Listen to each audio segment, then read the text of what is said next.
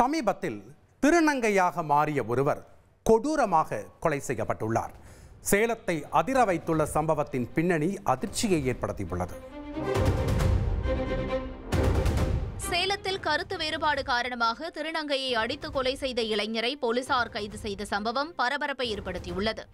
அம்மாபேட்டையைச் சேர்ந்தவர் சரவணன். இவர் சமீபத்தில் திருநங்கையாக மாறி வனிதா என தன் பெயரை மாற்றிக்கொண்டார். இதனைத் தொடர்ந்து திருச்செங்கோடு பகுதியைச் சேர்ந்த நவீன் என்பவருடன் திருநங்கை வனிதாவிற்கு தொடர்பு ஏற்பட்டுள்ளது. இந்த நிலையில் சம்பவத்தன்று இரவு நவீன் வடக்கு ரயில்வே லைன் பகுதியில் உள்ள திருநங்கை வனிதாவின் வீட்டில் அமர்ந்து மது அருந்தியுள்ளனர். இருவரும் போதையில் இருந்த நிலையில் வனிதாவை இனி யாரிடமும் யாசகம் பெறக்கூடாது என்று கூறியுள்ளார் நவீன். இதில் இருவருக்கும் கருத்து வேறுபாடு ஏற்பட்டுள்ளது. வாக்குவாதம் முற்றிய நிலையில் நவீன் இரும்பு ராடால் திருநங்கை வனிதாவை அடித்து கொலை செய்துள்ளார்.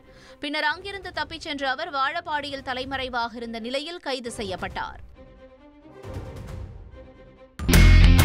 இனி செல்லும் இடமெல்லாம் செய்தி.